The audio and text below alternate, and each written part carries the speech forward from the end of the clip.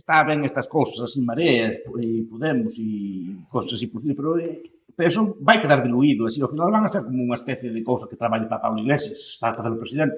Eu digo, preguntábache por eso, digo, que sei que ves do nacionalismo, sei que ves do galeguismo, sempre tuveches incluso no Partido Popular, ou nas fotos que tuveches unha postura clara, efectivamente, galeguista, que é o primeiro, que hai espacio para un partido, con alcaldes como a ti, confluir un partido galego, pois, transversal que chegue a ciudadanía, ou hai que diluirse nunha forza que sí que defenderá a Galicia, así un hipotético dereito a decidir e estas cousas así, ou queremos forzas de verdade propias? Vamos a ver, eu creo que ten que haber espacio para esa forza, lóxicamente, galeguista, nacionalista, como queira situar, para min é o mesmo.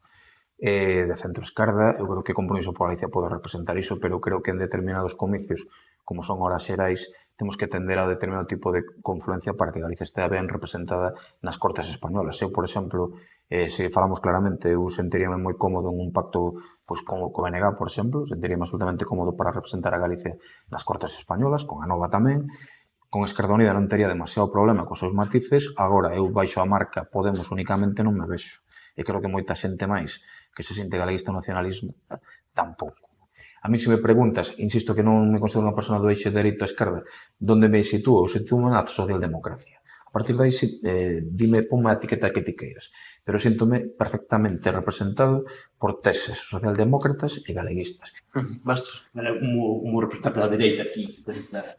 No, espero que non me consideres ningún escardallo polo que estou dicindo. No, escardallo un pouco está sendo para esquerdas. Digo, pero a socialdemocracia clásica, eu creo que están sendo colonizados un pouco, na miña opinión, por discurso populista de esquerdas de Podemos. A socialdemocracia clásica, por exemplo, non falaría... Non é o meu caso, profesor. Non falaría dos despeses das casas, dos oficiamentos, non? O socialdemocracia diría, vamos a ver, en todo caso, hai que ver se o despese da casa é xusto ou injusto. Non todos os despeses son injustos. Por exemplo, hai xente que non paga os alugueres porque non lle dá gana. Por exemplo, non todos os casos, obviamente, pero hai que ir caso por caso. Concordo. Hai que ir caso por caso. Igual que non todos que pagan hipoteca, pues, outros casos son justiza, outros casos son segunda vivendas, outros casos hai de todo. Entón, hai que ver o caso, e todo caso socialdemócrata diría, pues, que se aplica a lei, despois queremos un paliativo. A esta persona quedou sin casa, buscamos unha vivenda, ou outro tipo de cousas. E moitas veces se fan ese tipo de medidas que está ben para colau, pero non para unha persona así de orden. Como a mí. Claro. Así de centro, esquerda. Eu creo que... Digo, pues que hai un certo colonialismo, como digo, como aquello parece que triunfa. Creo que hai un cambio, habría que manter un pouco o discurso. Pues Mira, nós non somos deso. Téñeme chamado de todo, pero... Non somos populistas, somos socialdemócratas, queremos que funcione máis ou menos a economía como está funcionando. Téñeme chamado... Eu son soberanista. Pero quero unha Galicia como Irlanda ou como Luxemburgo, non como Corea del Norte, non como... Eu tampouco. Quero cosas soberanas, os modelos son esos. Falabas del PNV, unha cosa que me gusta do PNV que ten os impostos máis baixos de España. Outra cosa non ten impostos de sucesións e os tipos tributarios son os baixos da LIN, cosas polo foralismo, etc. Ese é o teu modelo. La LIN é un sitio industrial, pouco coñezo dali, ten unha industria moi potente, é un sitio que cando iba de pequeno e cando vou agora, tampouco que vaya moito, non? Pero ves unha pusanza, ves un poderío de cidade, un parques industriais, unha zona máis ou menos rica.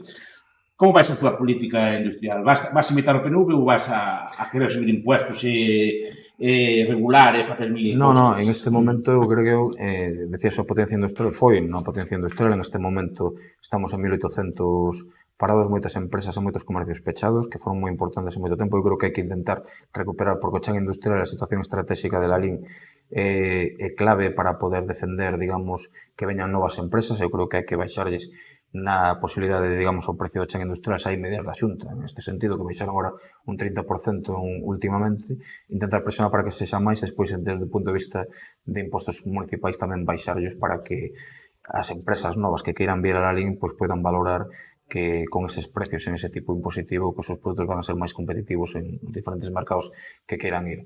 Eu son máis de baixar impostos en este sentido, teña que decirlo, que subilos, porque tamén estamos no momento económico que estamos, pero mellor, se estivésemos un momento económico de esplendor, dicirche todo o contrario, non? Que os que máis teñen que pagar. En este momento eu creo que a xente que ten que ter cantos máis cartos no seu peto, moito mellor para poder, por exemplo, consumir e que se active o ciclo da economía. Esta é a miña opinión, non? En este momento. Eu son un ateo do Estado.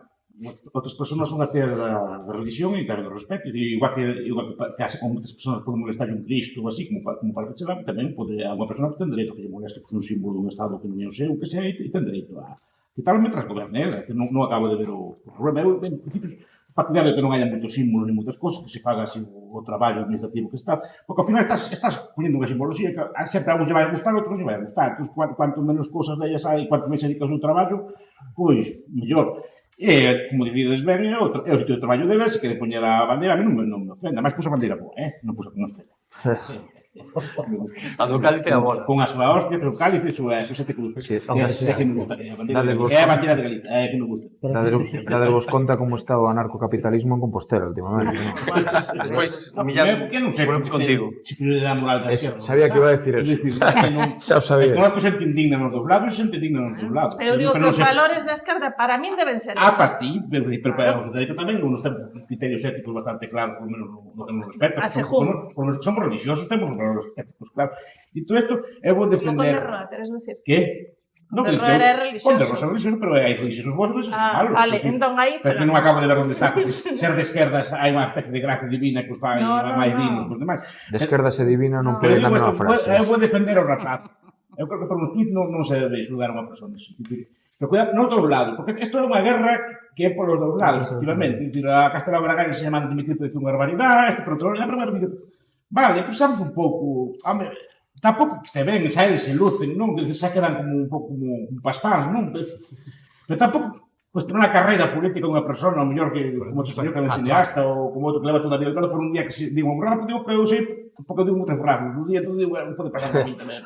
Todo o mundo dice moitas ao largo da súa vida. E ao mellor, pero tampouco é que xulgar unha persona por unha cousa que está un día de broma, cousa por estilo, xulgar unha carreira. Eu creo que en ese aspecto estou con o señor que creo que está facendo a campaña, pero esa campaña por desgracia por os dous lados. Creo que é unha especie de ditadura da corrección política, que non podes falar de nada, eu teño que andar medime todos os días, incluso nas clases. Aquí podes falar do que queiras, Non, pero digo que eu son retranqueiro, e ese toda xa non é retranqueiro, e moitas bromas que digo, son xa, claro, malgraban e poñendo esa lisa, dicen, está aí dicindo as cousas, non se me explico. E non vai con o mesmo defender.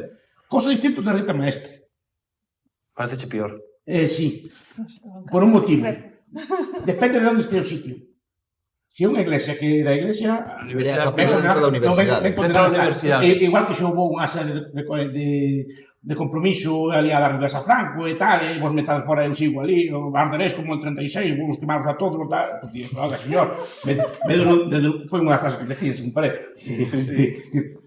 Oiga, señor, se non me vou por as boas, pues me denunciarán como é normal, como se vas a miña casa a decir eu creo que era a determinadas Capela que ten a facultade de Dereito da Complutense. Es que depende de quen sea, por estou dicindo, depende de quen sea a iglesia. Se é da iglesia, eu estou a favor de bueno, non sei se castigo penal grave. Era unha capilla na universidade, parece. Sí, creo que na facultade de Dereito da Complutense hai unha capela. Pero depende de quen sea a titularidade do local. Que iso é incomprensible. Non, porque este na universidade non dice que sea dela. Depende de quen estea na propiedade. Porque para mí é distinto. Porque eso agrediu as persoas que están pacíficamente ali a reventar o ato. E a mí iso nunca me gustou. Igual que non gustou que lle foran a reventar fascistas os actos os outros, sempre odiei. Non me gusta que as persoas están rezando ali tranquilamente que se vayan ali a insultar. Eu concordo contigo neso, en que non hai que ir a reventar actos de outras persoas, pero o que non concordo é que se impute unha persona por reventar un acto. Porque precisamente ese é un dos cambios que meten agora na Lei de Seguridade Cidadá, que quen vaya a un acto político, por exemplo, a reventalo, que é atípico a cuestión de que te levantas cando vai o conselleiro a botar un discurso e sacas unha pancarta.